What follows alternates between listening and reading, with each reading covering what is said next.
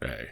I have 39 gods in this world I have created, and maybe more in the future, because I like adding more shit to my shit, you know? It's just fun to make stuff. I've already tried to record this video once, and it was a clusterfuck of information, and I started confusing myself, and I got information mixed around.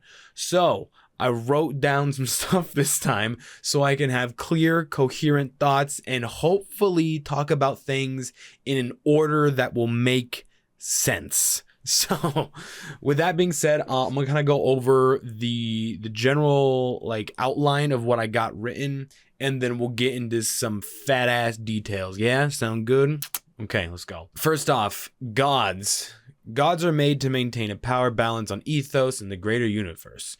Gods have influence on the people in the biospheres.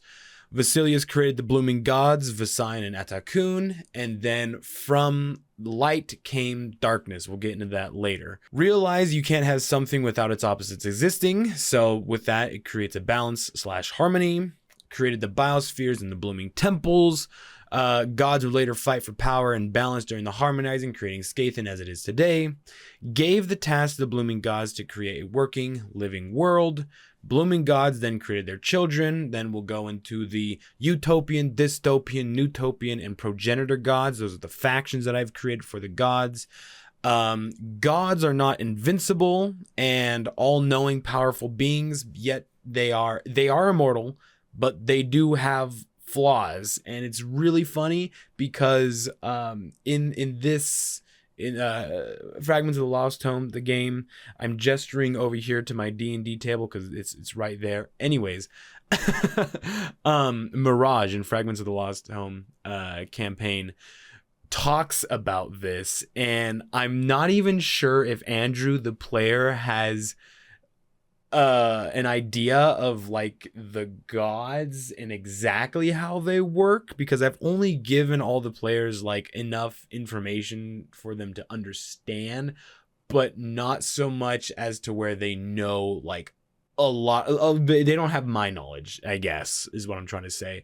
But Mirage has alluded to the fact a couple times that the gods are flawed beings, and I'm like, damn, I mean, yeah, you're right, but don't go spouting that out into the world, because goddamn, because I have it like NPCs in this world like believe gods are like immortal, powerful beings, unless they are like priests or people who like run temples or something like that. Very pious individuals would know that, yeah, gods are individual, but some of the more ignorant people are like, ah, you're wrong, you're stupid, gods are gods.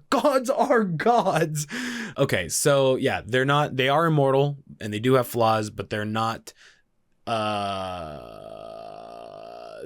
invincible. They can be killed, which I'm going to go off on a tangent here really quick. There is potential for an evil campaign based in my world where we play as characters, higher level characters, that their goal is to just fucking murder the gods and destroy the machine that is Ethos. And I think that'd be really cool. So who knows, that might be a thing in the future. Maybe like a shorter campaign where it's more combat focused, but it's literally just taking out the gods. You're a hitman for the gods. And I think that'd be so fucking cool, dude. Okay, so anyways, then we're going to talk about the gods.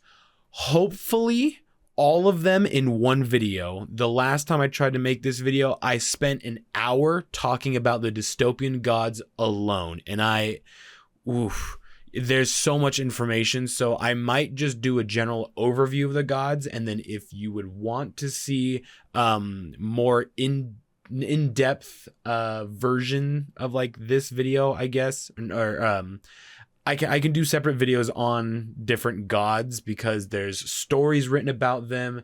You have like their depiction, what they stand for, all their commandments, all that shit. So if you want more of that, I can do more videos.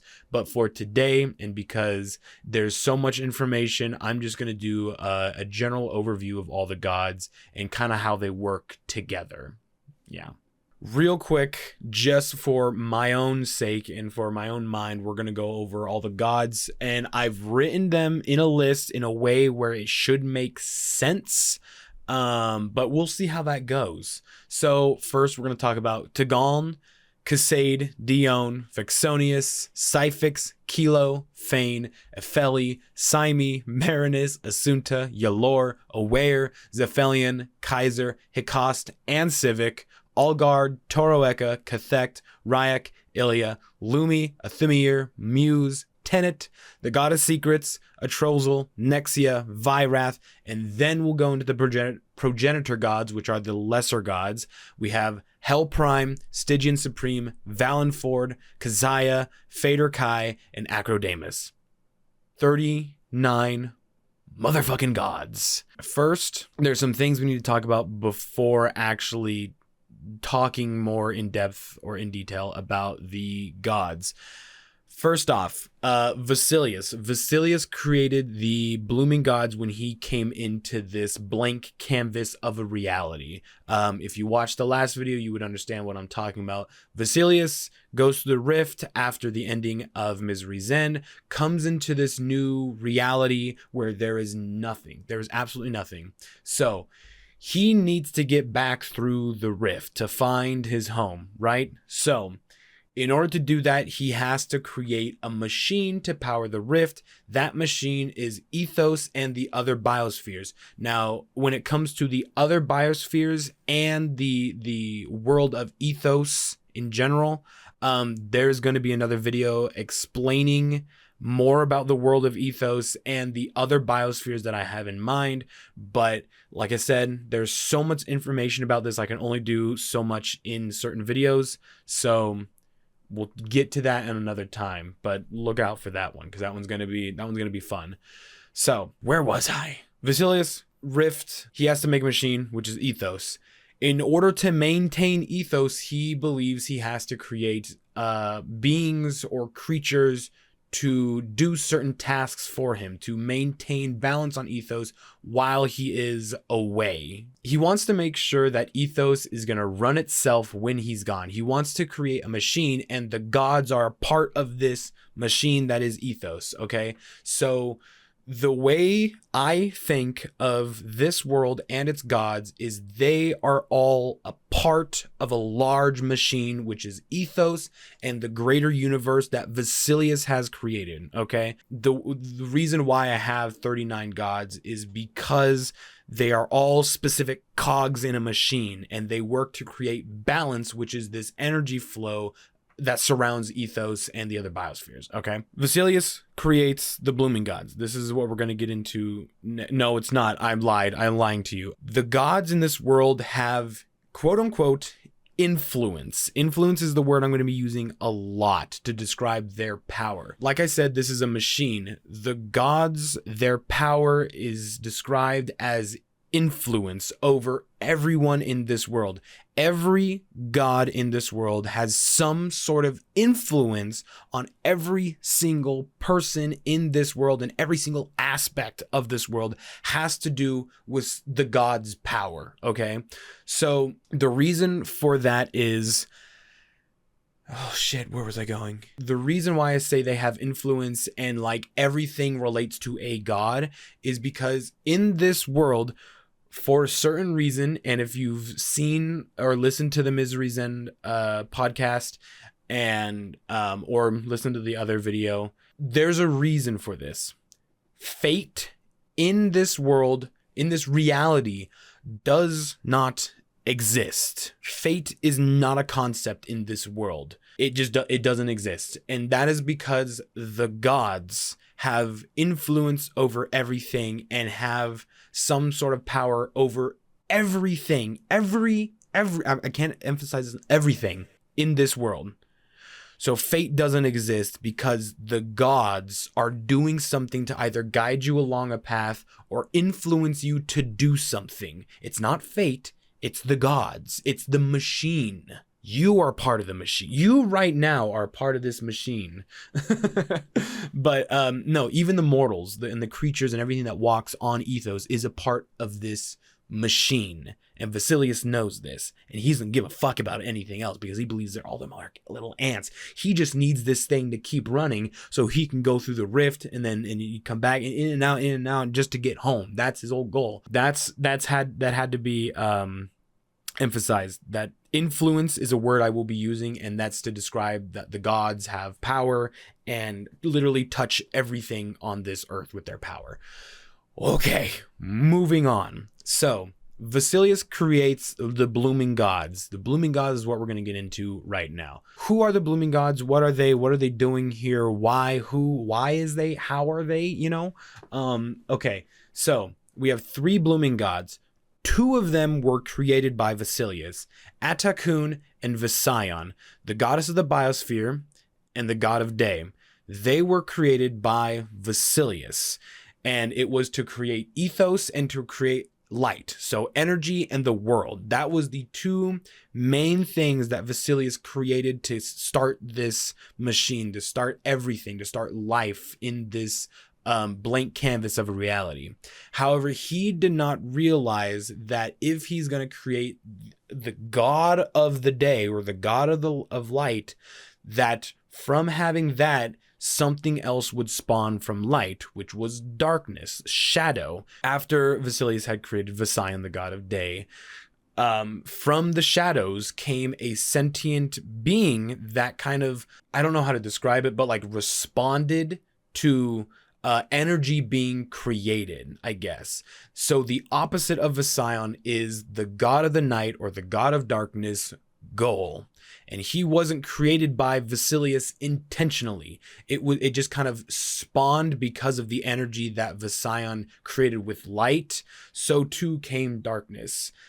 Again, if this is confusing, I apologize. It makes sense in my mind, but trying to describe whatever the fuck's going on in here, I'm insane. I'm a psychopath. So like, it's hard to get everything out there, but I'm trying my fucking best, okay? So Goal was created from light, came shadow, all that shit. So Vasilius recognized this and saw that, oh, if I have one thing here, the opposite is going to be created. So when he saw that, and he saw that Goal, who like pledged his services to Vasilius and said, you didn't create me, however, if it weren't for you, I would not be here. Therefore, I will be your balance. I will be the balance to my brother, the light. So Goal and Visaion are technically like brothers and are fighting and working together to create balance. And balance is a huge thing in my world as well. The gods, all the gods of this world, fight and work together to form and maintain balance on Ethos and the other biospheres. And again, it's because of that whole idea that this is a machine, and without balance and that energy created through balance, Ethos cannot power the rift. Now we have the Blooming Gods set. Atakun, goddess of Ethos or the biospheres, Visaion, the god of day or the god of light, and then Goal, the god of the night or the god of darkness. Those are the 3 Blooming Gods, the 3 original gods that Vasilius had created or spawned into this reality. After Ethos was created, the other these blooming gods created their own biospheres to which they then place a temple. These 3 temples are the blooming temples, and I don't know if I talked about it in the last video in detail. The way the rift is powered is through the 3 blooming temples that the blooming gods created and kind of Vasilius tasked them to create. These blooming temples act as batteries to harvest the energy from Ethos, and I say specifically Ethos because this was the original idea that I had. It might change later because, again, the way I create my world is I have a lot of stuff created already, but as we continue to play through the campaign, ideas will change. You know, if they're not really like super relevant right now, they'll change over time, and that's how I create this world, is through like playing through it and kind of gaining inspiration from other things. So as of right now, this whole world is still a work in progress, and it's going to be a work in progress for, I'm thinking like another year or so, but I have a lot already. So I have an incredible foundation. I'm already building on top of it, but I am planning on things changing because that's just how I work. There's 3 blooming temples on 3 different biospheres that harvest energy from Ethos. And that energy is kind of like that balance that I'm talking about. There is life energy on Ethos, and then there is just that like arcane energy, and then like balance. That's like the 3 different energies that I like see in my head that make up the entirety of Ethos when it comes to like a power source / energy, if that makes sense. But these 3 blooming temples harvest those energies from Ethos, and then once these blooming temples are full up on these energies, they release it, allowing the rift to open, which allows Vasilius to go back and forth into different realities in attempts to find his home. That's the reason why the blooming gods are here. That's the reason why they have made the blooming temples. And that's the reason why there is this emphasis that I keep describing about balance on Ethos. So let me talk a little bit more about Vasion, the blooming god. So with these 3 gods, I don't have a ton written about them because in my mind, the way they work and the way people on Ethos would see them as, these blooming gods are like elder gods. If you would think like love, they're very much inspired by like Lovecraftian Cthulhu elder god type stuff, where they are these elder gods that had a hand in creating things, but then kind of disappeared, and then the like new era of like all these other gods took their place, if that makes any sort of sense. Vasion was the first god that I had created for this world. The original idea for this, or for Vasion, was that I wanted there to be the original gods that need to be here to create life. Like, what are the necessary components of life? And obviously that's like you need like some sort of planet or biosphere, something that you could put life on, and then you need energy, and Vasion was that energy. He's the light. But then again came Goal. I'm going off on a tangent again. I'll lock it in. I'm locking it in, okay? Vasion. He was the first being to be created by Vasilius, and is the one that most closely resembles him. So again, original idea for Vasion was that he resembles Vasilius because it was Vasilius's first creation. So he has like a humanoid body that ends in long multiple tentacles, very much like Vasilius. If you are new to any of this, or this is like the first video you're watching, I highly recommend going and watch either the other video or listening to some of Misery Zen. So I don't even think I've described Vasilius at all. Holy shit. Let's back up a tiny bit. So who is Vasilius? Vasilius is this cosmic deity, and he is this alien god that has created this entire new reality, right? So I've kind of described it in the other video. So what Vasilius looks like is a like humanoid torso with like impossibly long arms and like 4-pronged claws at the end of it. His neck and head are basically like a flesh hood, and where like there's like an opening from like his like forehead all the way down to his neck, and it's just like an open like hood, but this is all just a black void. Like there's nothing apart from like a small red dot that you can see like in the middle of his like hood face opening thing. I don't really know. I have a great picture of what it would look like, but imagine like, you know, like an anime, like when someone has a hood on, you can't see anything inside the hood. That's what Vasilius's face or head is like. So it's that humanoid like torso, and then the bottom half of him is long, fleshy. I describe it as like long tentacles, like again, impossibly long tentacles that are made of some sort of like flesh and vapor at the same time. So they're not exactly like corporeal. That's not the word I'm looking for. I'm terrible. I am terrible with trying to get the right fucking words for it, but I think you might have an understanding of it. I guess it's not exact. It's a combination of like flesh mixed with some sort of like vapor, but like he's red. He's red. I don't know if I ever said that. He's a red. He looks red because he was trapped in Ruidus in Exandria. Because there's like a tie to him in Ruidus, so he's red. So Vyscion resembles Vasilius the most out of all the other gods, but instead of being like this red fleshy creature, he's made of pure radiant light. So imagine everything I tried to describe to you as Vasilius, but made of pure radiant light and smaller. That's Vyscion. Vyscion, again, being the god of the day or god of the light, he represents everything good. And in any history or ruins that would be found in Ethos, Vyscion would be recognized as the good guy, the good god who gave light and energy to Ethos and kind of gave life. Well, technically, actually, yes, gave life to him. Gave life to Ethos, sorry. Next, we're going to talk about Atakun. So Atakun is the goddess of the biosphere.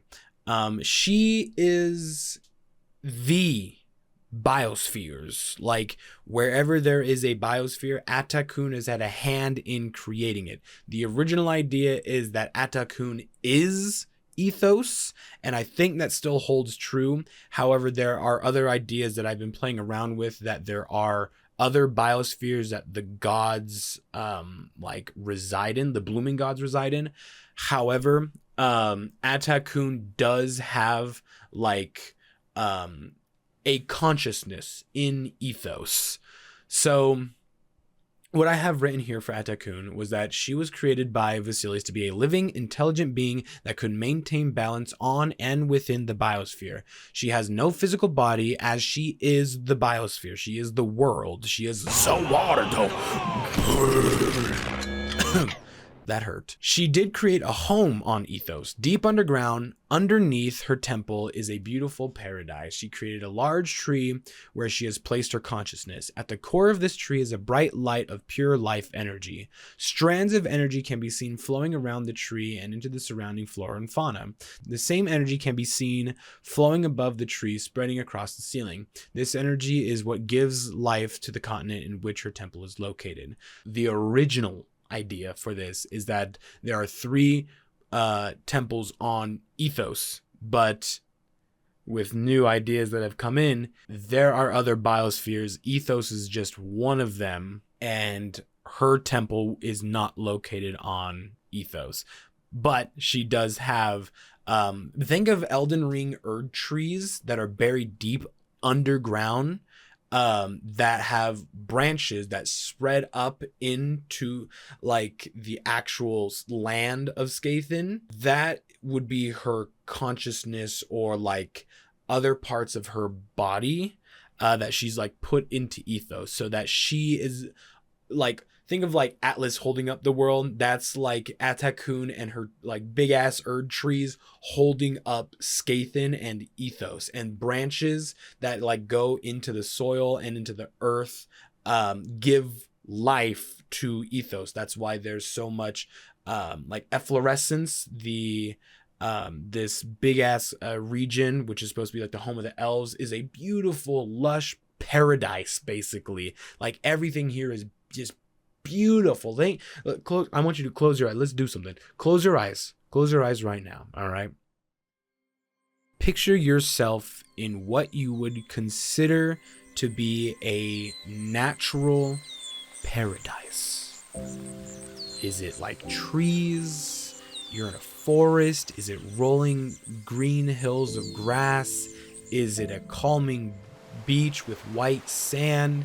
Like, whatever you picture as a perfect paradise is in this region of efflorescence. And think of Atakun's branch from this tree like rising up and giving this energy to create this beautiful paradise. That's what I picture when I think of Atakun and how she influences Ethos. Pretty cool if you ask me, and I created it, so I think it's fucking awesome.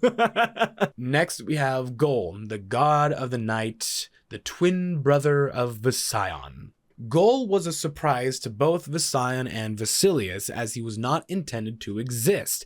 However, Gol knew that he spawned in order to keep the life, or to keep the balance of life. After Visaion created the sun, which is a god, Gol spawned on the dark side of Ethos. He approached Vasilius and told him that he would serve him and maintain a balance upon Ethos. He would serve as the night and bring death to where there is life. He explained that this would be the only way for Ethos to grow and to maintain the energy that Ethos would generate. So that's the original idea behind Gol, is that after Visaion was born and after Visaion has created the stars and the sun, Gol kind of just like spawned in, crawled his way out of the shadows and presented himself to this cosmic deity that is Vasilius, and said, "Hey, I'm here now, motherfucker.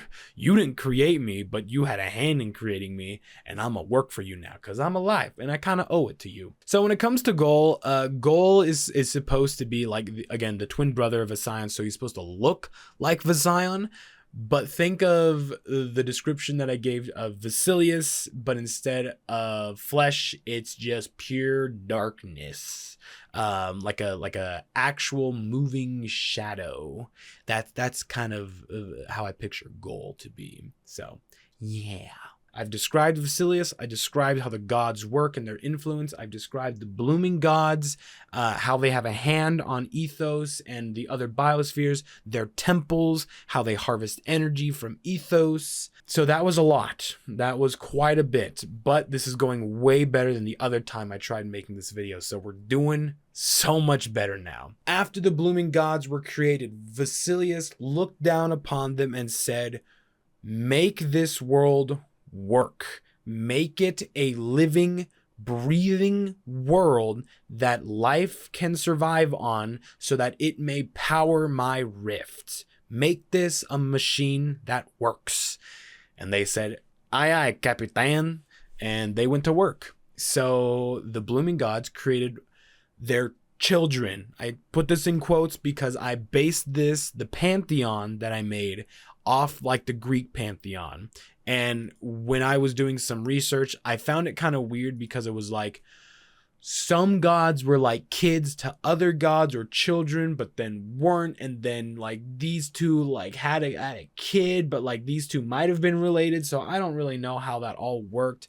But essentially, all the gods consider themselves to be kin, and they were all created. I will put a picture. This is the Pantheon that I've created. It looks very confusing, and trust me, it fucking is. This is what I created when I started making the gods. And so I have a list of what we're going to go over. There really is no like chronological order to the gods apart from Tigaln. Tigaln was the first god created, so we're going to talk about him first. So before talking about Tigaln, actually, let me preface some other things. So the blooming gods created their children. There are 4 factions of gods. 3 of them are like actual gods, and then we have the Progeniture Gods, which are just considered the lesser deities. Utopian Gods represent the good gods. Dystopian Gods represent the evil gods. Neutopian Gods represent the gods that are considered to be like neutral. And then Progeniture Gods are the lesser deities. Another thing to preface as well, even though the Dystopian Gods are considered evil, everyone on Ethos would understand that they are a necessary evil. And not all of them, even though they are the Dystopian Gods, are like bad, like evil, like try to kill everyone. We'll talk about that more when we talk about Kaiser, because he's an interesting one. They are just doing their job, if that makes sense. So even though like Allguard's job or task is to bring destruction and war to the world, but he's not a terrible dude. He's just doing his job, if that makes sense. Kaiser is the god of death, but even though he's the god of death and everyone fucking hates him, he understands that he's just doing his job. It's a task that he was set to do. This is what he's made to do.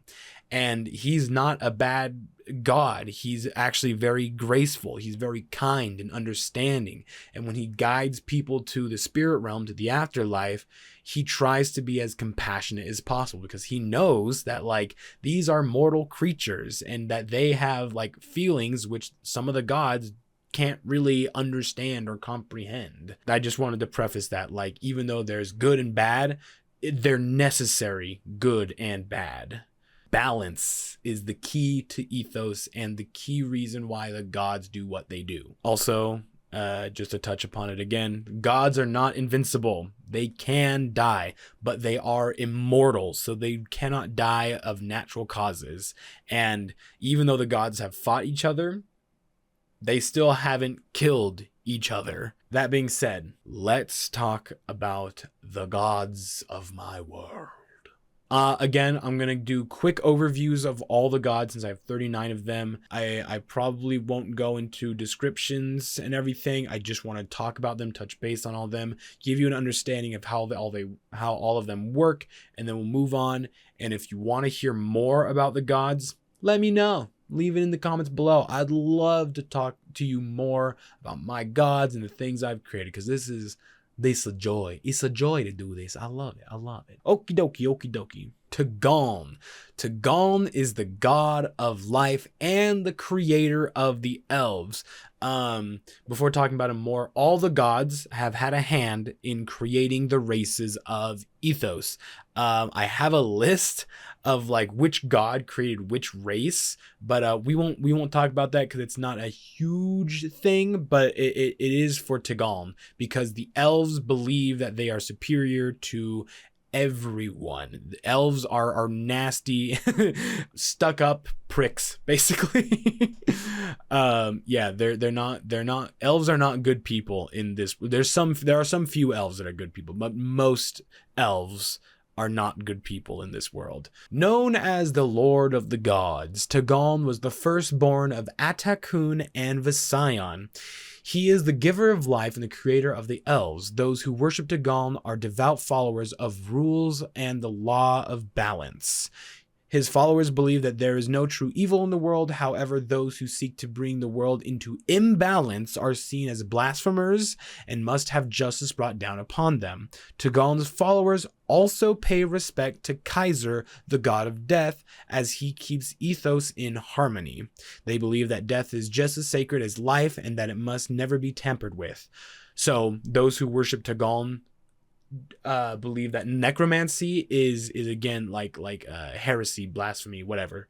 Not good. Those who worship Tigaln also believe in death. They believe that life is sacred, but so is death. Cannot be tampered with. Necromancy, bad. So the elves of Ethos, the first creations on Ethos, are a proud and illustrious race. They see themselves as divine creatures, as they are basically a direct descendant of Tigaln, and often hold biases towards other races. Most elves are noble beings that serve Tigaln and follow his commandments. So the way I have this written is that Tigaln, when he made life, the elves, he created it in his image. So Tigaln does look like an elf, like an elderly elf. Dara in Fragments of Lost Home met Tigaln pretty recently, actually, yeah. Tigaln made the elves in his image and gave them the power of long life. Because the gods are immortal, he wanted to give this race a long life so they could live on Ethos for as long as possible. He's the god of life. Why wouldn't he give his creations long-lasting life, right? That was the idea that I had for him. All right, next up, Casaed. So, Casaed is the goddess of luck and karma. Lady Luck blesses those who bring joy and goodwill to the biosphere. Casaed is the god of luck and karma, as she brings good luck to good-hearted people. Followers of Casaed are genuinely good people who want to help others. They believe that her influence can spread like a virus and try hard to pass along their morals from person to person. Others that worship Casaed are gamblers, bards, and treasure hunters. On Ethos, there are a special group of treasure hunters that try to find Casaed's symbols. These symbols are spread throughout the biosphere, and those who find the symbols are blessed with boons and gifts by Casaed. The goddess of luck and karma believes in the good in all, and is the only god that will never raise a hand against someone in violence, though she will protect the good and the innocent and defend them with her life. So I really like the idea of having a god that is just pure of heart. And if you've been watching Fragments of a Lost Home, Candy, the android that the party found, has become one of my favorite NPCs to roleplay because she is so genuinely just innocent and sweet. The whole idea behind making Candy was to give the party an NPC that is just there to help and bring comfort. And every time I roleplay as Candy, I just have this warm feeling, because I'm like, gosh, she's just so pure and just innocent and genuine and loving. And I'm like, I wanted a god like that. And I guess Candy was kind of like inspired by Casaed, but I just wanted a god that was just like so loving and so pure and just represented just good, just the good in everything. And that's Casaed, goddess of luck and karma. So very, very loving, caring god that I really enjoy the idea of.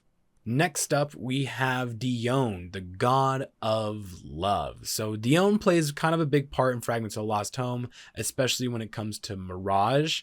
And he'll play a little bit of a bigger part coming soon in the next couple episodes of Fragments of a Lost Home. There's some big lore bombs coming up that I'm super excited of that kind of revolve around Diyone-ish, or at least Diyone has a part of it, is a part of it.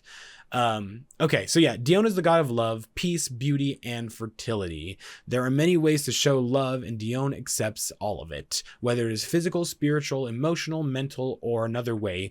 Followers of Diyone pay respect by showing him their way of love. Oftentimes, Diyone will travel to places where love is needed, and he brings people together in celebration and will even counsel people if they seek it. So, so while Casaed is like the loving, caring goddess of the biosphere, Diyone is the therapist. That's what he is. So I thought it'd be really cool to have this god who was the character design is inspired by Dionysus from Hades, the game. When I created him, I thought it'd be fun to have like a god of love who more so acted like a therapist. And like it's written in here, he travels to places where love is needed. So he'll know when there's like a place where love is destitute, and he'll go there, he'll hold a feast or celebration, get people's spirits up, and then he'll talk to people like individually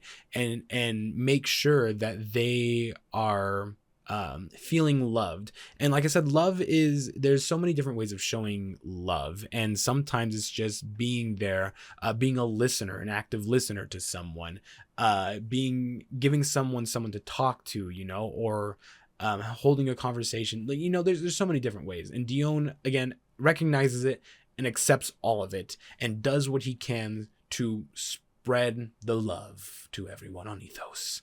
So yeah, he is the therapist god. So far, all the gods I've been talking about have been Utopian gods. Now we're going to travel into the Neutopian gods and talk about Fexonius, the god of knowledge. Holder of all the knowledge on Ethos, Fexonius knows all and sees all. His influence blesses those who worship him with the ambition to learn, discover new things, and uncover secrets buried within Ethos. Followers of Fexonius seek out knowledge and are ambitious learners, Jesus. Most libraries are considered to be temples of Fexonius. Fexonius, in this small description that I have, he is the all-knowing. Sir Gideon, the all-knowing. But with the all-knowing comes a curse. I was inspired by some media. I don't know if it was a TV show or movie or something that I read, but basically the idea is if you had the knowledge of everything, the entire history of the world, all of its lore, knowledge, everything, if you had all of that just smashed into your head all at once and you just unlock the secrets of everything and learn everything, wouldn't you go kind of insane? That's the idea behind Fexonius. He is the all-knowing god, but it's a curse. It's not good. Because he's all-knowing, nothing surprises him. He has way too much in his head at all times. He's gone insane. He's gone mad. And so Fexonius, in kind of the lore that I have written for him, he's locked himself in a tower away from everyone else because he understands that he is insane. He can't handle being around other people, letting alone just being with himself. So it's just he's a crazy mad old fool and knows fucking everything and can't really do anything about it. So when people go to libraries, they kind of worship or praise Fexonius. It's kind of a sad curse to have, because you would think that if I had the knowledge of everything, it would be so easy to do everything. Not in this case. In this case, it's a curse. After Fexonius, we're going to talk about Syphix, another Neutopian god, the goddess of invention. Well, fine. I guess we'll just wait for you. Okay, so Syphix, goddess of invention. So this, before I even go into it, directly inspired by the SCP, I think it's a 001 idea. The broken god. Don't ask me if I know exactly what I don't know. I've forgotten, but it's directly inspired by that. So essentially in SCP lore, if you know what that is, there is this machine god that was broken apart centuries ago, whatever, millennia ago, and there's parts of this god spread all throughout the world, and every single one of these parts are anomalous and does something if you have it. There's one, if you touch it, you get metal splinters in your eyes or something like that. It's weird. But the goddess of invention is a direct inspiration from that. So Syphix is the broken goddess of invention. She was once a massive mechanical construct that invented ancient artifacts and blessed ancient civilization with the knowledge of advanced technology. Though during the first harmonizing, Syphix creator Fexonius ordered her to destroy herself. Following his command, Syphix destroyed her body and parts were scattered all across the biosphere. Her civilizations and inventions were lost to time. Despite her body being destroyed, Syphix has numerous followers all over Ethos. Her body parts have a massive influence on anyone who are nearby. Those who find parts of Syphix are blessed with the ability to create advanced inventions that they may not have been able to create before. Artificers and any kind of inventor follows and worships Syphix. They not only pray for her return, but pray that she may bless them with a piece of her body to help them invent things in her name. While Syphix does not have a consciousness, her influence has continued to spread through the ages. Her influence is more prominent than ever in this current age, and in the city of prominence. Yes, prominence. That is the city of invention, and they have one of the largest parts of Syphix. So that entire city is a massive steampunk city where they have these crazy wild inventions and advanced technology compared to the rest of Scathen or Ethos. This I thought would be really cool, where if the party found a piece of Syphix, which one of them does still have a piece of Syphix, but I think they kind of forgotten about it. It was supposed to help them when it came to any sort of intelligence check, when it came to creating something or doing something with objects or creating things, anything like that, anything when it comes to creating or making of something, if they had the piece of Syphix with them, they would be able to like gain advantage or have a bonus to it. That was the idea, but the piece was never really used up until this. Well, yeah, still hasn't been used, so we'll see if it ever gets used, but I don't think it will. Very early on in Fragments of the Lost Tome, a piece of Syphix was found by a group of goblins, and they were able to make a primitive fire-spewing tank, and that was supposed to be kind of the introduction to Syphix and how her influence works on Ethos. Another Neutopian god, we're going to talk about Kilo, the god of land, one of Atakun's triplets. Kilo was tasked with creating land in which mortal creatures could live on. Kilo created the mountains, valleys, caves, trees, volcanoes, icebergs, everything in which mortal creatures could walk on. You can't really walk on trees, so I don't know what I was thinking when I was writing that. He worked alongside his brother and sister to ensure the biosphere could be a home for all mortal creatures.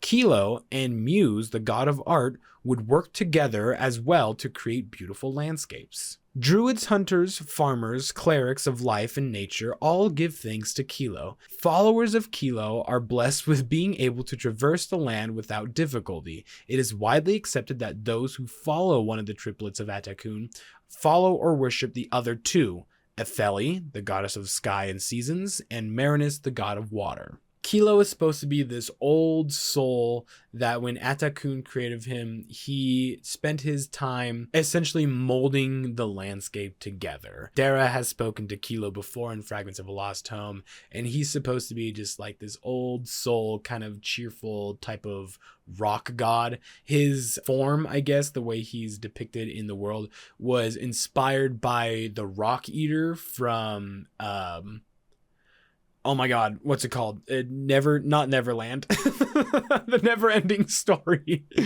God, that movie's terrifying. So I have a major fear of like animatronics and like puppets and shit like that. It's an irrational fear. But the dragon from Never-Ending Story, Falcor, God, that thing fucking haunts me, dude. I hate it so much. God damn. Next up, we have Faen, the god of wildlife. Many of the gods of Ethos created mortal life, creatures that could spread their influence across the greater biosphere. Among these mortal creatures were the beasts. Faen, the god of wildlife, populated the biosphere with all manners of bestial life. These creatures were not like the intelligent humanoids, but instead served the purpose of creating ecosystems to sustain the various biomes of the biosphere. Faen created such a variety of beasts and creatures that he is considered to be the greater god of life. His godly kin favored him and even came to him for advice on creation. This made Tigaln jealous, and in a fit of wrath and jealousy, he took away Faen's ability to create life. Without his power to create life, Faen wandered the biosphere, spending time observing his creations and their evolution over time. Faen holds true to the idea that everything serves a purpose, no matter how big or small the creature. He is worshipped by druids, animal handlers, and those who share the land with the beasts. Faen commands the beasts of the biosphere and aids in the rise and fall of ecosystems. He has a vast knowledge of every beast that resides in the biosphere, whether it is on land, in the air, or in the sea. This story is inspired by the story of like Medusa, I guess, where it was like one of the gods got jealous, so fuck you, and he couldn't create life anymore. The idea behind this was that Tigaln is the original creator of life, but Faen looked up to him and also wanted to create life, but in a different manner. And since Tigaln kind of saw his creations as, again, like the elves, inferior, and since the other gods started coming to Faen for advice on creating things, he got very jealous and was like, nope, you're done. You can't create life anymore. So Faen had already created enough wildlife to see them like evolve over time, and they would spread and create their own ecosystems, but he just couldn't create any new species or beasts or anything like that. He wasn't forced to, but instead he decided to go on a walkabout and just instead of like receding into his own mind and getting depressed because he couldn't create life anymore, which was his passion, he instead was like, I'm just going to go observe my creation. I'm going to see how they evolve over time. I'm going to learn about my own purpose on this world. And he is considered to be like the wise hermit now, of the gods. He wanders alone. He's kind of a nomad, keeps to himself, but if anyone stumbles upon him, they always learn something. He is that wise sage that you can go to for advice. Next up, we have Epheli, goddess of the sky and seasons. And this one is kind of another sad story. And this was one of the first ever gods I had created in this world.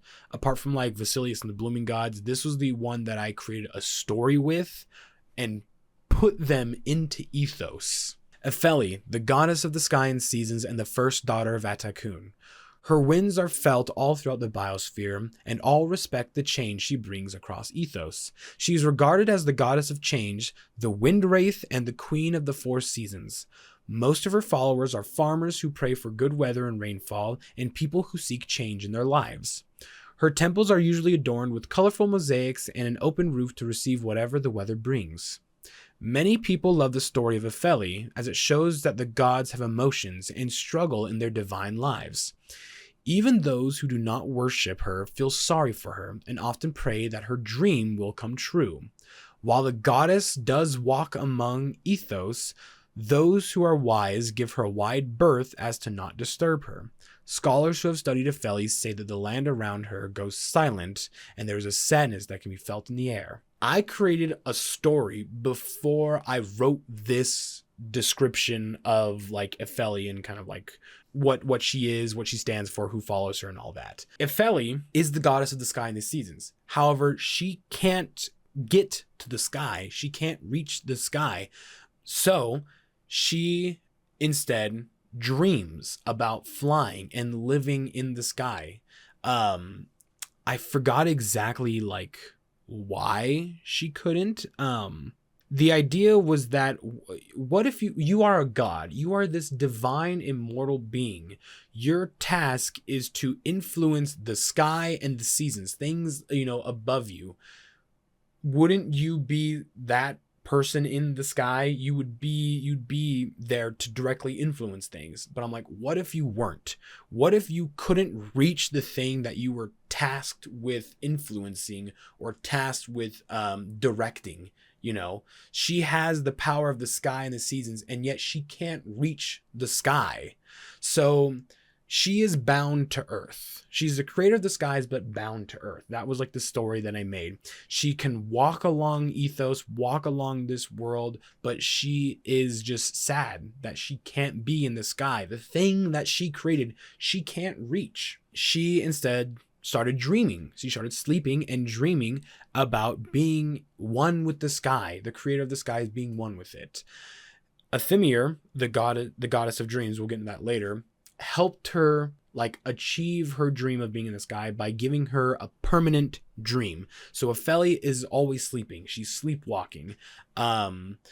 She's able to in this world, Epheli travels from the Veil, or Heaven's Veil, I think I called it, which is like a mountain range, and she travels across Ethos or Scathan once a year.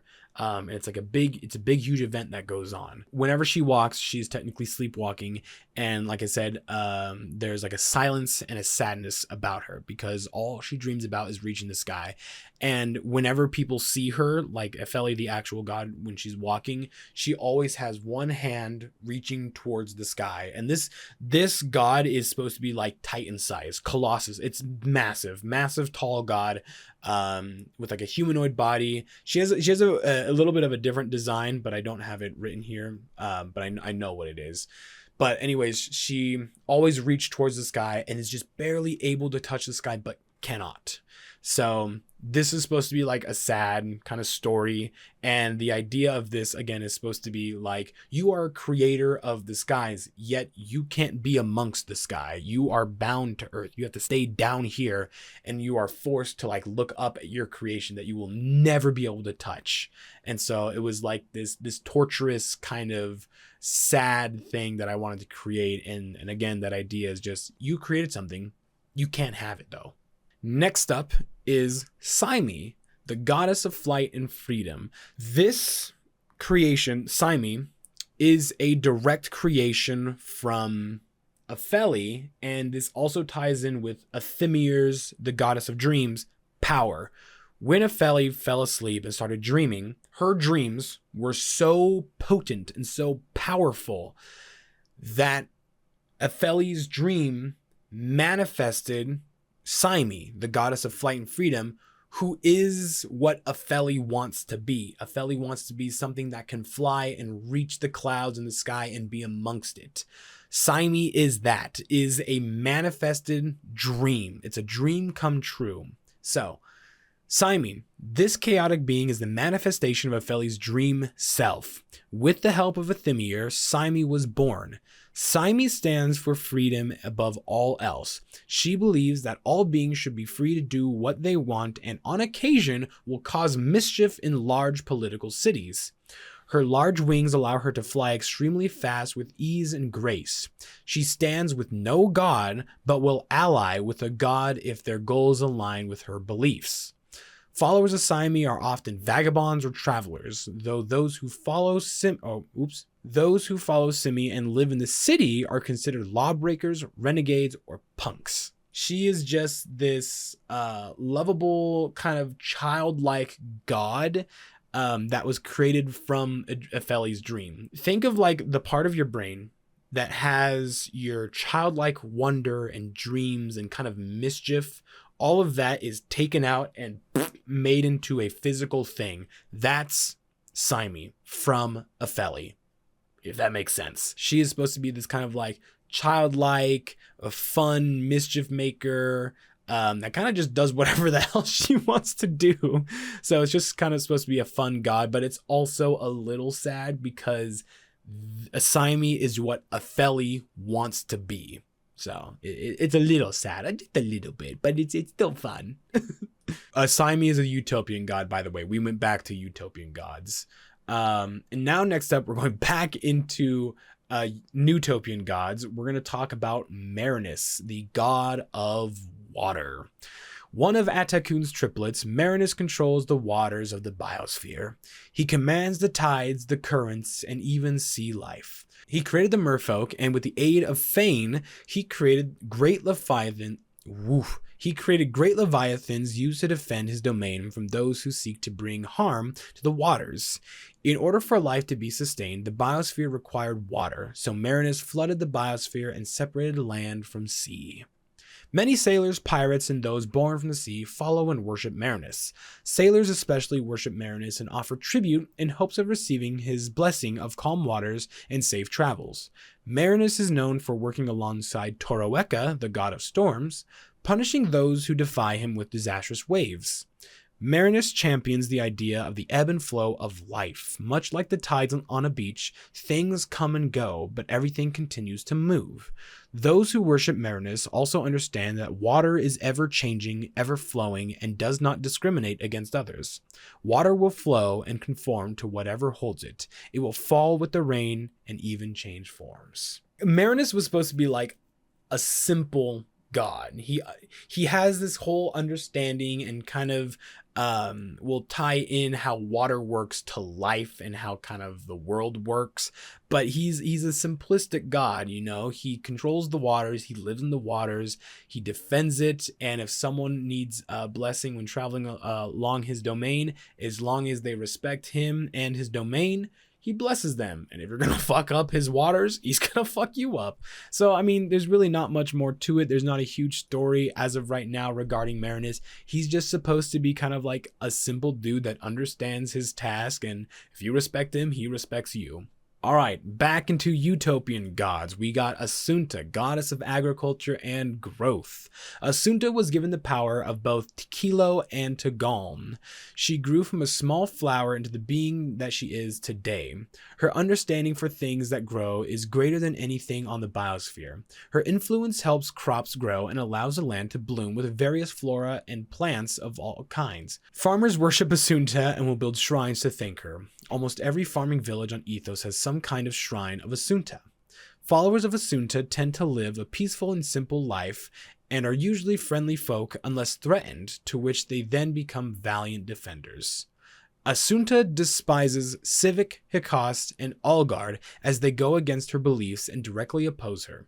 She protects all things that grow and will fight fearlessly to defend those who follow her. So much like Casaed, she is a valiant defender and a kind soul.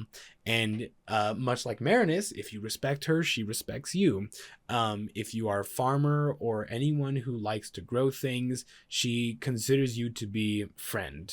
But if you worship Sivik, Hecost, or Allguard, those who are a part of either like disease, decay, or destruction, ruin, anything like that, she's not gonna like you. Atsun'ta's another like simple god. There's really not much to her, but this was supposed to be for like if you are a druid or cleric of life, kind of like Dara is.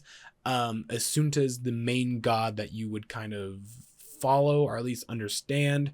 And Atsun'ta lives in Ethos, and she helps the people in Mahaloth, which is like the agricultural capital of Ethos or Scathan. Ooh, okay. Now this one was another fun one that I created. This one is Ylor, the god of the sun. So when I thought of this idea, one thing came to mind, and I do not know where I saw this. It was from some either SCP or analog horror thing that I saw. I'm a huge horror fan, by the way. There was a phrase, and it was, "The sun is not a star."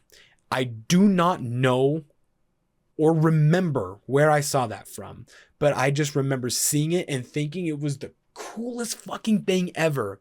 Cause oh my god, well, imagine you're outside and you look up towards the sun and you just think, the sun is not a star. What does that mean? What would you think at that moment? Because in my mind, I'm like, if the sun is not a star, what the fuck is it? Is it a machine? Is it a creature? Is it something? What is it? What do you mean it's not a star? You know? And so that phrase alone built Ylor. Like, that's how I thought of this. So, the first son of Vision, Ylor smiles upon Ethos, shining his light down upon the biosphere. Oh, this will also explain why the sun in Ethos waxes and wanes. So just listen up, bitches. Ylor smiles upon Ethos, shining his light down upon the biosphere. He is a beacon of hope, the symbol of warmth, and a guide for those who are lost. Ylor is the embodiment of optimism, as he is always smiling down upon Ethos and its inhabitants. He always guides his followers to a path of righteousness. The shining gods' temples can be found on hills or built like towers, so that they are usually the first buildings to receive light. Followers of Ylor are usually priests, teachers, or good Samaritans who seek to help out in their community. Many people try to peer through the gleaming light to see the shining god's true form, but none have been successful. Those blessed with visions of him only see a bright light that appears to be coming from inside the mouth of a massive cosmic creature. Thus, he is described as the smiling god or the shining god because no one has yet to see past the light. So, big ass spoilers coming in. The sun is not a star. It's a mouth. It's an open mouth. And so the day and night cycle is him opening and closing his fucking mouth. It's not a star.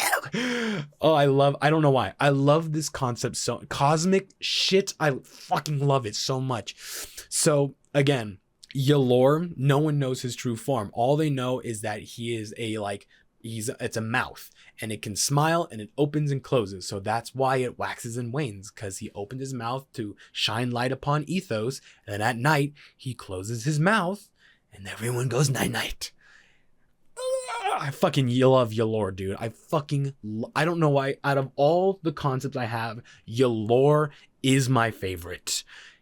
Oh God, I every time I think about Ylor, dude. Oh, it's so good. I'm such a fucking genius. Next up, another fucking cool concept. Not as good as Ylor, I think, but this one is fucking cool. So, Owaeyr. Owaeyr is technically not a god. He is born from magic.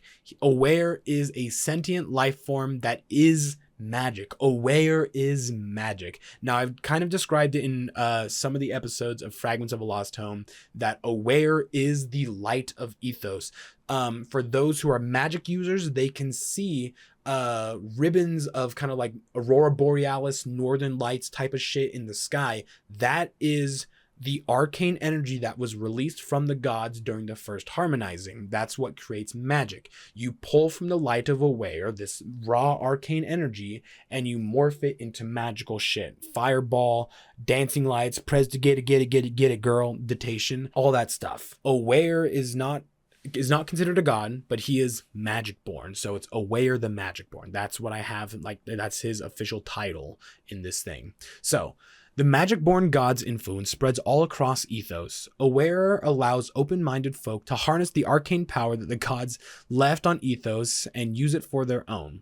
He holds no judgment towards any of those who use his power, good or evil. Wizards, bards, paladins, and even sorcerers give thanks to the Magicborn for allowing them to use him for themselves. Those who worship him know that the energy they take is not borrowed. The god only has as much magic as the other gods on Ethos remain. This means that if the gods lose their power or cease to exist, so too does magic. So that's why, like in an evil campaign, if all the gods die, there's no more magic. Ethos will, at some point after all the gods are dead, will cease to exist. Owaeyr was born during the harmonizing of Ethos when the gods clashed. When the gods fought, they released arcane energy into the world. It became so concentrated in Scathen that the energy became sentient. It announced itself as Owaeyr Magicborn. He doesn't have a body, but instead is a collection of bands of light that spread all throughout Ethos. Some areas of Ethos are devoid of his light, and thus magic is less potent in those areas. In other areas, like Scathen, the land is full of his light, and it has become the centerfold of the arcane. Owaeyr is this cool, it's a collection of light that has become sentient. It's a collection of arcane light. And I really like that concept. I like the idea that not all the gods are humanoid form or like have a physical body. I really, really, really like that idea because it kind of shows you that like they're not all the same and some of them do have flaws to them. But like Owaeyr, it's just like, oh shit, this kind of just spawned out of nowhere and now has sentience and doesn't judge anyone and allows people to use his body, light, and turn it into magic. So like, I think that's pretty fucking cool. Now we have Zaphelion. Zaphelion was the hardest one to write into this because I didn't know how he was going to work. After I kind of did some more building of the greater universe of Ethos, he makes more sense on how he works now, in my mind. So, Zaphelion is the god of the heavens, the creator of stars, and the wrathful comet. He is associated with the unknown, isolation, mystery, and navigation. He is the light in the darkness and aids those who wander in the night. Zaphelion has few followers, but those who do worship him are known with becoming obsessed with the heavens. It is said that the most devout followers gain knowledge of the secrets of the greater universe. Zaphelion has little influence on Ethos. However, he's considered the most essential god by his kin. Okay, spoilers. Major spoilers for whoever is in my campaigns. Alone, he created a bubble of space that keeps them, the gods, and everything within this bubble, safe from the void. This bubble keeps in the energy generated by the 3 temples of the blooming gods. Zaphelion ensures and maintains the safety of all worlds within this bubble. Without the god of the heavens, the worlds within would not exist. So that second part was a recent development in this god, and that was after I created the greater universe. Ethos is at the center of a bubble. There are 3 biospheres around Ethos, all which have one of the blooming gods' temples. And then around all of that is this bubble of energy. And there's like the stars and shit within it. Outside of the bubble is the void, the blank canvas that Vasilius spawned into. Without this bubble of energy, the void would essentially collapse in and everything would just be erased.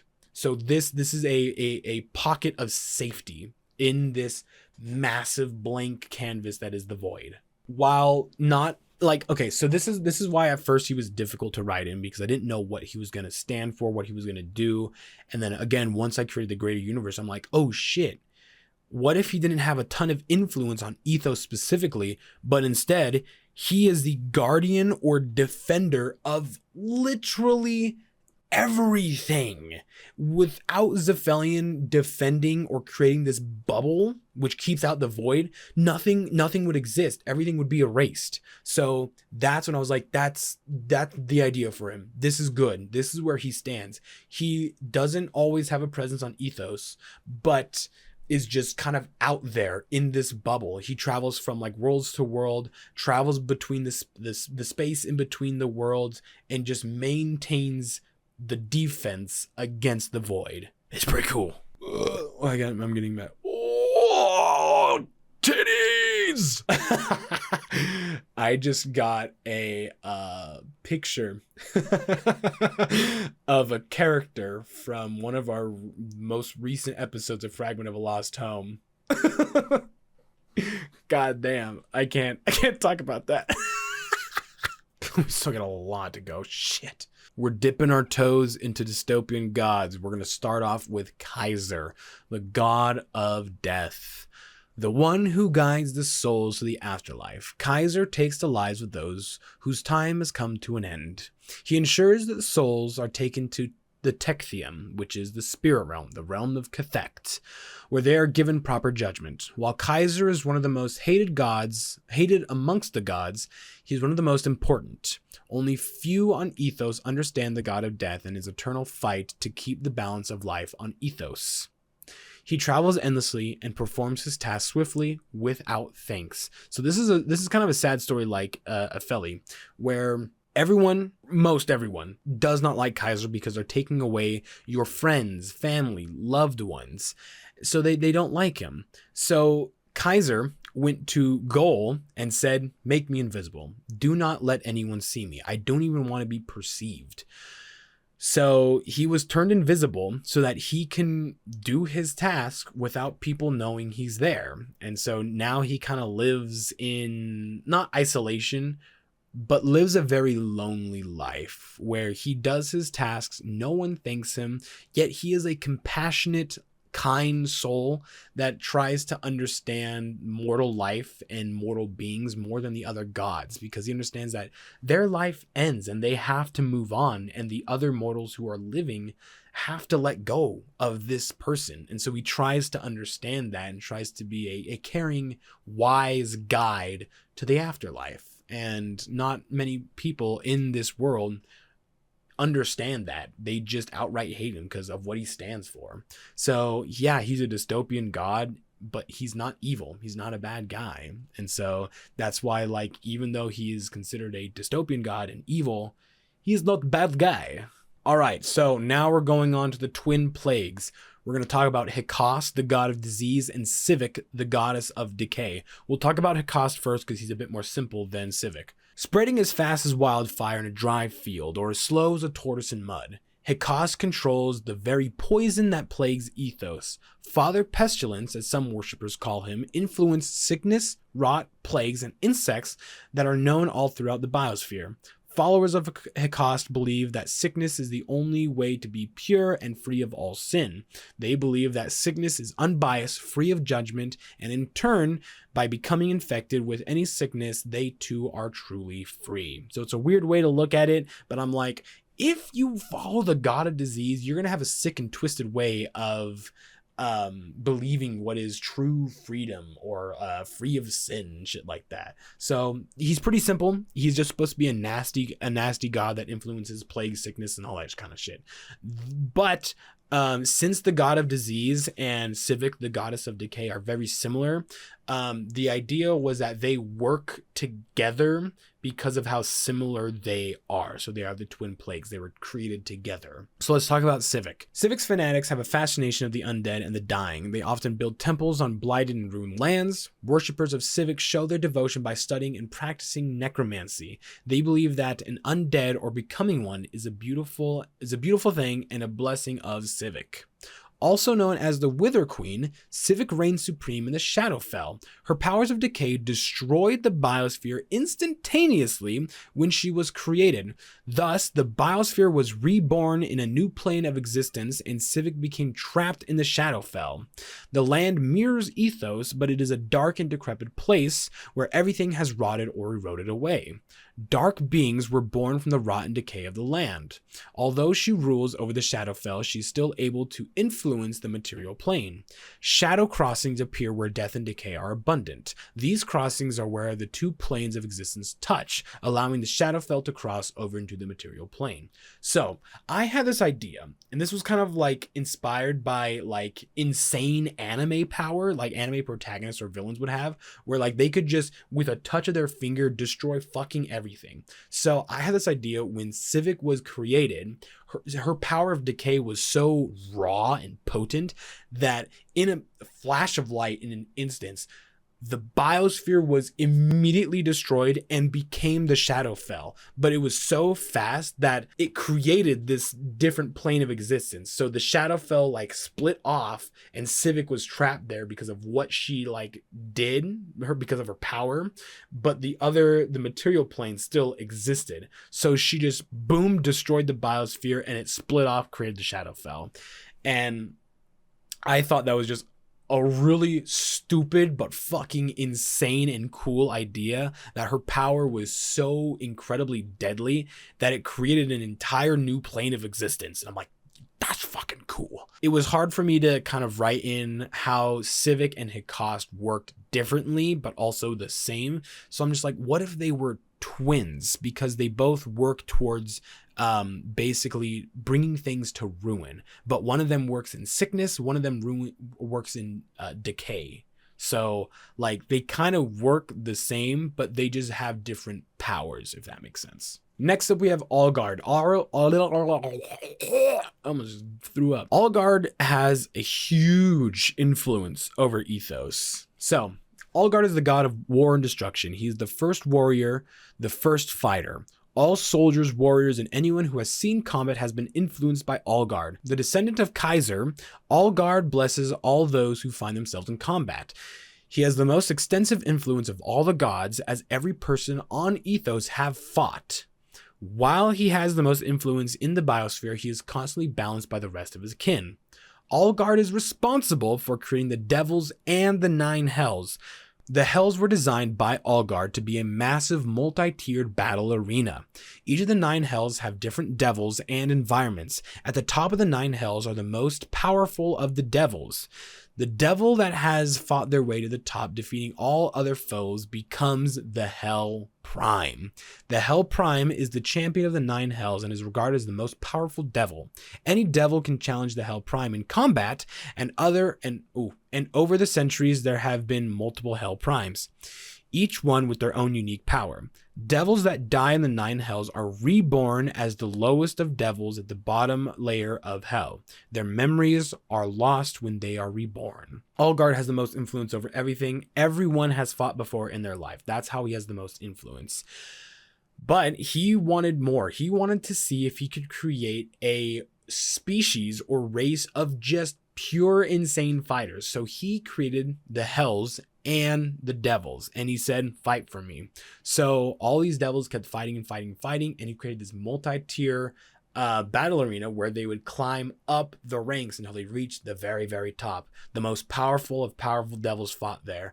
And then out of all of them, one would stand over the others. They would reign supreme over the others and become the champion of hell. This is the Hell Prime. We'll get to that later. But yeah, Allguard, huge influence over Ethos, huge influence over soldiers, creator of the Nine Hells. All right, next we have Toaroecca, the God of Storms. So Toaroecca is the bringer of storms, the Cloud King, the lightning bearer. He commands the storms and the life and destruction it brings with it. He sees that the land either flourishes with rain or is destroyed by violent winds, treacherous lightning strikes, and pelts the land with a slurry of harsh rain or hail. God, why was that so hard to read? He is unpredictable, thus people fear the coming of the storm. They do not know what the god will bring, life or death. This is a Neutopian God, by the way. Those who worship Toaroecca often wish to be blessed by him in battle. They hope he may change the battlefield to their advantage or bless them with the power of the storms, making them a terrible foe for their enemies. Farmers also worship Toaroecca, praying to him to provide rainfall for their crops. On occasion, travelers will pray to him, wishing that he stay clear of them so that they may have a safe journey. Toaroecca hears all, but he chooses whether to heed their call or not. So the idea of this was like, when you see a storm coming and it's violent, you're scared of it. You don't know what's going to happen or what it will bring. Some say, oh, it's a storm. It's going to provide rain. It'll hydrate the land, Some, though, only see the lightning and fear for it. They fear the thunder. They fear the sound. They feel the lightning. It's scary. Storms are scary, and that's what he represents. He represents the fear of storms. That's what he is. And so some people are like, bless me with your power. Make my enemies fear me. Make my enemies fear me like they fear storms. Next up, we have Casaed, the god of judgment and justice. Largest of all the gods, Casaed watches over the biosphere from his temple in the spirit realm, the Techthium. He judges each soul brought to him and would allow them to enter the Techthium to rest in eternal peace or devour them if their hearts weighed heavy with remorse. Temples built in his name can also be found in many major cities. Rulers and those who uphold the law worship Casaed in hopes he will guide them when making lawful decisions. His influence spreads order in many societies throughout the biosphere. So when it comes to Casaed, he is a massive titan of a god, and his lore is basically he was the child of Toaroecca and Allguard. So he is this destructive, raging, wrathful being. But then he was influenced by Diyone and said, hey, why don't you use your power for something greater than just destroying things? And so Casaed was like, yeah, sure, that makes sense. He goes off, he creates the Techthium, the spirit realm, and now he kind of sits there and he judges the souls of people. And now he's the god of justice and judgment. And Mirage and Ornan both had an encounter with him. So yeah, he's pretty cool, man. He's pretty cool. I do like him. His story is really cool. I think it's a shorter story, but it's nice. And the way he looks is pretty cool. But again, this is just an overview of all the gods. I'm not going to go into the description of all of them because it's going to take a ton of fucking time. All right, next we got Rai'ek. Rai'ek is directly inspired. I think it's the Boggart from Harry Potter. So Rai'ek is a formless being, but instead transforms into whatever creature perceives him. Ayo, editing me here. A bit of a slip up. Rai'ek takes the form of whatever the creature fears. Yeah, I fucked up on that one. This, however, is more of a curse than a blessing for the god. Rai'ek attempted to live on the material plane, but would constantly change forms because of all the creatures that would perceive him at one time. The constant transformation began to wear on the god both physically and mentally. Thus, the god created a new plane of existence parallel to the material plane called the ethereal plane. His influence could still be felt in the material plane without him being physically present. In this plane of existence, he could walk freely and even manifest himself on the material plane, but he would be out of sight of most creatures. So whenever people feel this like spine-tingling twinge of fear, that's Rai'ek. That's Rai'ek right behind you, creeping his little fingers on your shoulder and rubbing his fingers up and down your spine and then woo. But yeah, he's a formless being that just takes the shape of whatever you fear the most when you perceive him. All right, so now we're going to talk about Ilia. Ilia is the goddess of pain and misfortune. She can cause beings to feel the worst pain imaginable. Those who worship her find beauty and bliss in pain, believing it to be a pure form of love. Ilia also acts as an opposite to her sister Casaed. She can cause beings to have terrible misfortune and even cause streaks of bad luck. It is said those who are known to be clumsy or those fallen on rough times are also thought to be cursed by Ilia. Worshippers of Ilia use the power of misfortune to confuse their foes. They understand that they are bound to fail initially, but they are able to embrace the chaos of failure and use it to their advantage. Worshippers of Ilia are known for being near indestructible, as they won't die until their body physically expires. They love to feel pain, and in combat, any damage caused to their body is considered a blessing by their god. So, when I think of like a champion of Ilia, like someone who is devout and devoted to her, I think Borderlands 2 psychopath that just cannot die. He just will not. You can blow off every single limb, but until he runs out of blood and his heart stops beating, that motherfucker is gonna keep on trucking. When I first wrote Ilia, I didn't have a lot to go off of. I didn't have a lot of inspiration. I didn't really know what to do. But then I thought it'd be cool where it'd be like, what if someone embraced being misfortunate and somehow used it to their advantage? What would that look like? And I'm like, it'd be the most confusing asshole to fight if everything they did failed, but instead of it hurting them, it hurts everyone around them. So like the champion of Ilia is just this indestructible ball of chaos that is the most clumsy, weird, flat-footed dude that hurts everyone else around him because of his misfortune, but it doesn't affect him, you know? So I'm just like, she's the goddess of pain and misfortune, but really like it's the most chaotic god of like them all, because people who worship her are just weirdos and fucking insane. Next up we have Lumi. Lumi is a Neutopian god, and she is the first daughter of Gol. Lumi was given the task to give people rest. She was blessed with a beautiful voice that she used to sing creatures of the day to sleep when night comes around. Her song can be heard if people stay out long enough at night and listen very carefully. Lumi does not often visit the biosphere, but often flies over Ethos in the heavens. She can be seen as a flying star, as some people call it, or a shooting star at night. When it comes to Ylor again is a being. It's a god. And at first, Ylor would always keep the sun shining and there was no off switch, right? But when Lumi came around, Lumi's kind of main goal at first was to put Ylor to sleep and bring about the night cycle, bring darkness to the land. That was the balance between Viscion and Gol, was this day and night cycle, the night and day.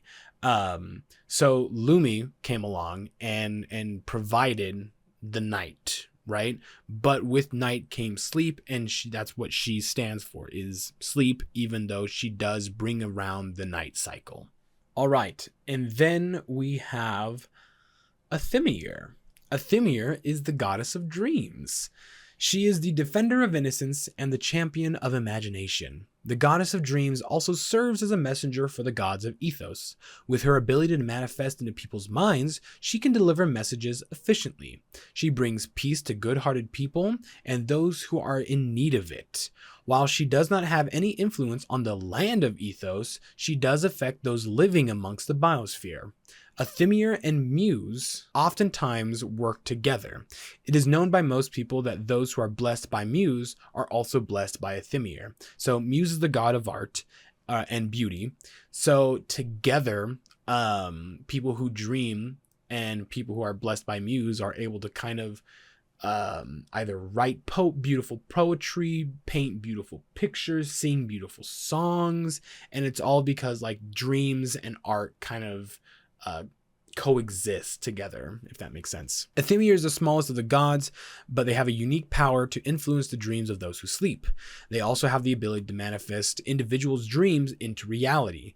Devout followers of the goddess of dreams gain access to a powerful ability. They can manifest their dreams into reality. So the idea behind this is if there was someone who worshipped Athymir and was a high-level player or high-level character, at some point Athymir would give them a boon that could allow their dreams to just manifest into reality. And it would be a really cool idea to play around with. I haven't done much with it. I just thought it'd be a cool idea. All right, now we're going to talk about Muse, the god of art. So there's not much to this god yet because I haven't done much with him, but created by the power of Owaeyr and Athymir, Muse, the god of art, was brought into Ethos. Muse is the beauty of Ethos and resides in the eye of all living things on Ethos. He stands for expression in the form of art, whether it is dancing, singing, drawing, writing, or any other type of art. He believes that beauty can be found in everything if you look at it from a different perspective. Muse does not live on any sort of physical plane. Instead, Muse lives in the eyes of the creatures of Ethos. Creatures that can see the beauty in the different aspects of life are more likely to actually see Muse. So this was inspired, I want to say this was more directly inspired by JoJo's Bizarre Adventure, Killer Queen Bites the Dust, I believe it was. In the show JoJo's Bizarre Adventure, Killer Queen Bites the Dust.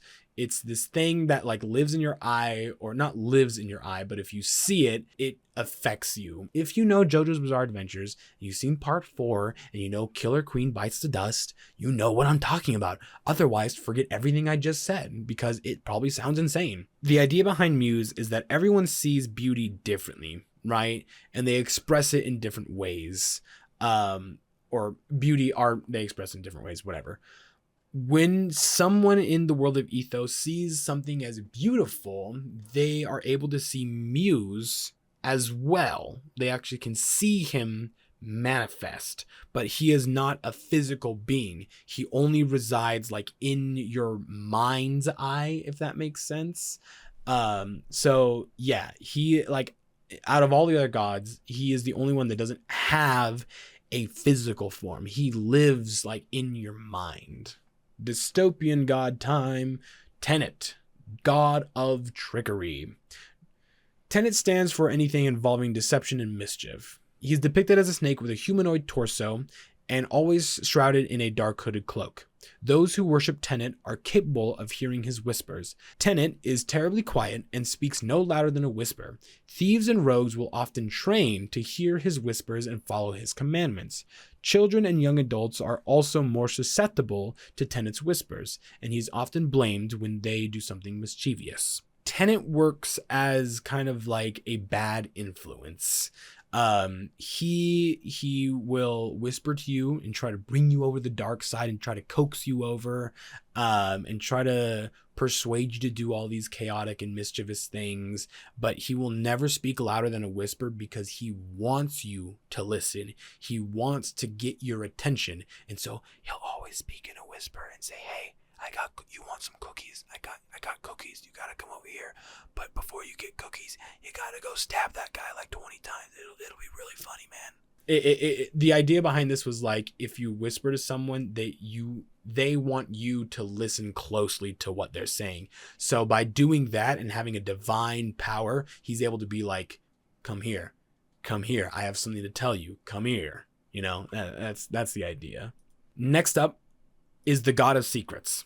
So really the only thing to the God of Secrets, the idea behind this is no one knows if this thing exists. Nobody, not even the gods, know who or what the Gods of Secrets is.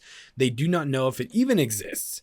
However, in the back of their minds, they believe that something is there. Something resides within the unknown. Something controls the secrets, lies, and rumors told between the people on Ethos. Thieves, conmen, black market dealers, criminals, and all matter of folk that deal in the occult follow the idea of the God of Secrets. Most people believe that if you worship the God of Secrets, you will be driven to insanity or are already crazy. Like I said at the very beginning of this, everything is tied to a god. And so when even the gods believe that secrets are some other power that they don't know of, that's when things get a little spooky. Next up, we have Atrozal. This one I really like because I was actually able to draw him, and I will put him up here or there. They'll show up somewhere, probably. Atrozal lies on his throne of insanity, trapped within his own body, forever bound by madness. He preys on the guilty, driving them to insanity by penetrating their minds with thoughts of regret. He stalks lone wanderers who travel in the dark, warping the land around them, convincing them that they are going crazy. Atrozal does not seem to have a goal, apart from sharing with people in his own state of hysteria. It is said that Atrozal helps the gods he deems as friends in battle by manipulating the battlefield to his allies' advantage. There are many myths and rumors that surround this god, as those who try to study him or get too close are driven to madness and never regain their sanity. There's a lot of lore to Atrozal, or the main inspiration of Atrozal was a YouTube video, or I think it's a series called Vita Carnis, and I think it's just a video, but look it up. It's like an analog horror mockumentary type of thing, but it's about these like flesh creatures who live on Earth, and it's really cool. But it was like the Mimic, I believe that's what it's called, that inspired Atrozal and kind of how he looks, but also kind of how he works. So yeah, he's the god of madness, but there's a lot more lore to him. Again, this is just an overview of all these gods, not going to go too much into it, but when I explain the different regions of Skaithen in some video, the Mirefold has a direct tie to Atrozal, and we'll get into that way later. Next up, we have Nexia. Nexia is the goddess of greed. She protects those that are most precious to the people of the biosphere, punishing any who try to take from her. Nexia's influence can infect those who become too greedy. Those who take more than they need can feel Nexia's presence. Thus, they can hear her whispers, telling them to take more and more. Nexia is a creation of Tenet and some other gods as well, so that's why she also talks in a whisper. Worshippers of Nexia pay tribute to her by sharing their treasure with her or giving her items most precious to them to her. Those who worship her may also be blessed by her. Renowned thieves are known for being able to haul more than they should be able to hold.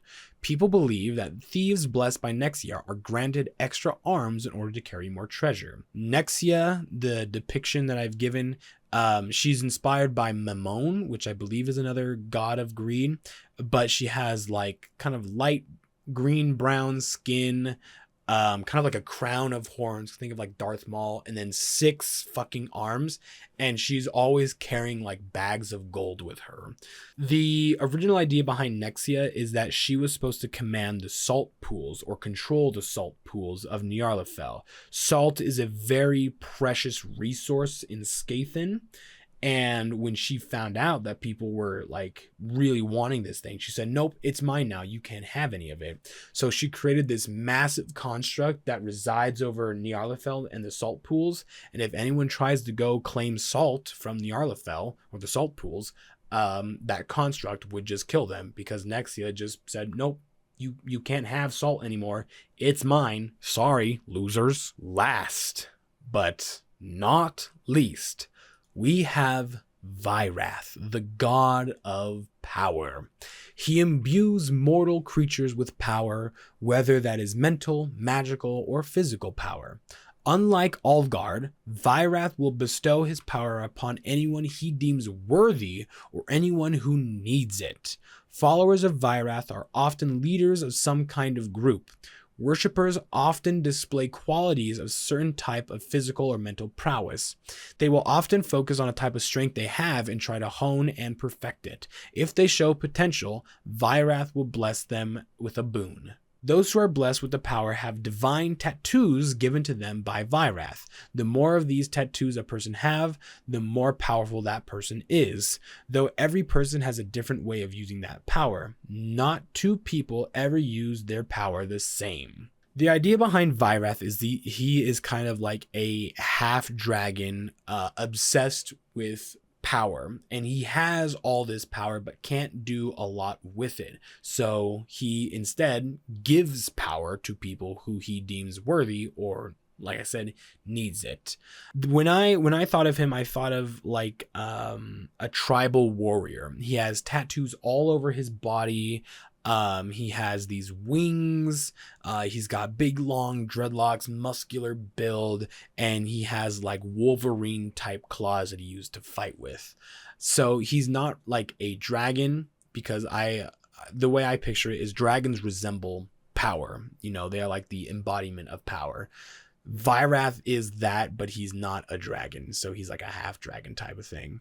So there's not really much to him apart that he gives power to people because he has so much but can't really do much with it. That's the idea behind Vywrath. So not really much else to him. So those are all the gods. We went over the Utopian, Dystopian, and Neutopian gods. We didn't do it in any sort of like order, apart from what I believe to be like chronological order of how everything was created. But in a way, I still don't think it's true chronological order, because I don't even know exactly which god was born when, because they're all kind of born in a relatively close period of time. So now we're going to talk a little bit about the Progeniture Gods, starting with the Hell Prime. So this is spoilers. If you're a part of my campaign, I'd probably skip just a little bit of this, because I will be talking about the true name of the Hell Prime and the ruler of the Abyss, and that does hold some power. So yeah, the current Hell Prime is named Rai'ek. Hell was the secret project of Allguard. In this place, he could reign supreme with no laws, but only war and destruction. He created horrible creatures that could meet him in battle. He made many different creatures, each one more powerful than the last. When these creatures died, they would be sent to a lower layer of hell. Only the strongest of the creatures could remain on the top layer of hell and fight their glorious creator. If a creature could match Allguard in power and rage, they would be crowned as Hell Prime. Throughout the centuries, there have been 6 Hell Primes. The current Hell Prime is Rai'ek. He is tall and slender and wears a long robe. He not only matched Allguard in power, but he also killed the former Hell Prime. Rai'ek now controls the creatures known as devils. He also despises the Stygian Supreme and usually sends devils to slay any demons on the material plane. Devils and demons don't like each other in this world. And in like D&D lore, there's actually like there was like a huge battle between devils and demons.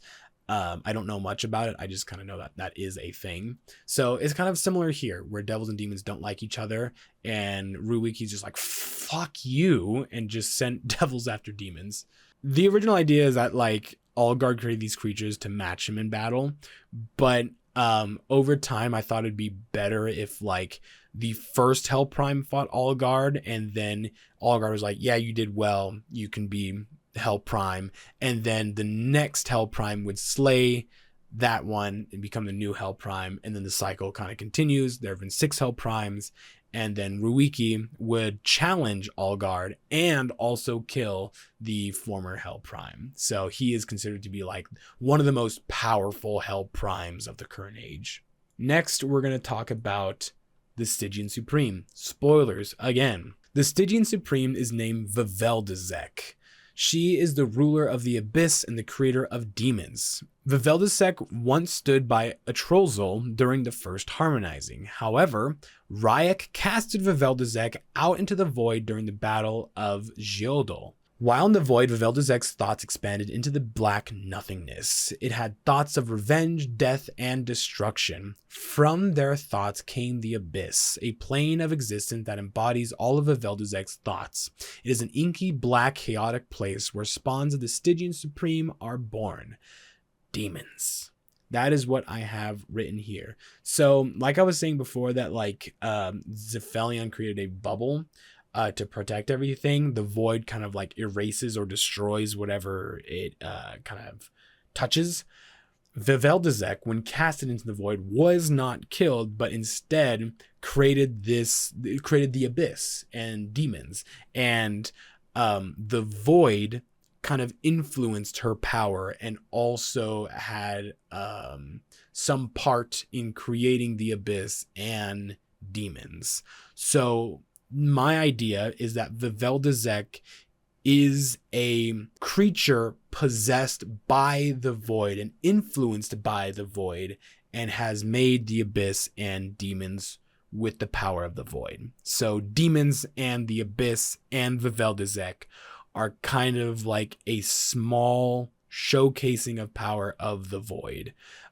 So we probably won't ever dive into it too much in Fragments of a Lost Home, but I think it'd be really cool as like a lore drop of like, oh shit, the demons and the abyss are like the void, the nothingness, having some sort of sentience or consciousness and being like, hey, we could fuck everything up, but we don't have the power right now, so we're kind of showing you this is what we could create, and we could fucking wipe out everything if you're not careful.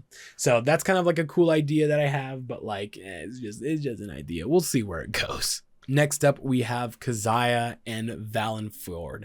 So Casaed, very simply put, is just the lesser deity of fire. She controls fire, and where she lives is in Diet. There's a massive volcano in Diet. We'll talk more about that once we get over to talking more about like Scathen and the regions. But Casaed is the Fire Empress. She is when I created Casaed, it was more so for the explanation of how Genasi's work in this world and kind of like how the elements work. And I didn't have anything that would resemble like fire. Like I could be like, oh yeah, Kilo created the Genasis along with Marinus and Epheli, but I'm like, what if I had kind of like a sub element that would also influence Genasis, and that's Casaed. And then we have Valenfjord. Valenfjord is the sovereign of ice. Much like Casaed, he is a massive titan of ice. He had a large part in the creation of Aegis and Skjoldr. Actually, I think that's all I'm going to talk about for Valenfjord and Casaed. Really not a lot to them at this current point, apart from the idea being while Kilo is the god of land, there would be other like elemental titans that would have influence on this world. And instead of having like the fire plane, ice plane, air plane, water plane, they all still exist on Ethos, but there wouldn't be those different like elemental planes. They all just coexist on the material plane. So Casaed and Valenfjord are those elemental planes in physical form that kind of have influence on Ethos. All right, and then we have Faetur-Kai. Faetur-Kai is the dragon monarch. I lost my place. Where are my gods? Hello. So Faetur-Kai is the dragon monarch. So like Bahamut and Tiamat. Is it Bahamut? Bahamut. The two like dragon gods in actual D&D lore. Faetur-Kai is just supposed to be the overlord of dragons, the big dragon king. So the way I like want to describe him as is like a massive like iridescent colored dragon with like not really like wings that kind of look like a stained glass mosaic with different kind of like colors, because he would represent power, magic, He is the Dragon Lord, so I think it'd be really cool, like if you would like see him flying overhead, like Owaeyr's magic would kind of like trail behind him, but also you would see like his wings also like represent like Owaeyr's light and kind of stuff. So that's the idea behind him. Again, not really much written about him. And then we have Acrodamus. So Acrodamus is the master of portal and transitions. So the reason why this guy exists in this world is purely because of the transitional planes. So technically, I think the ethereal and astral planes are transitional planes, which help you get to the other planes of existence. So I'm like, what if there was a god that only existed in the transitory planes? So he helps people go from one place to another, and when you use magic like Dimension Door or other things that help you teleport, he is there to help you transition from one place to another.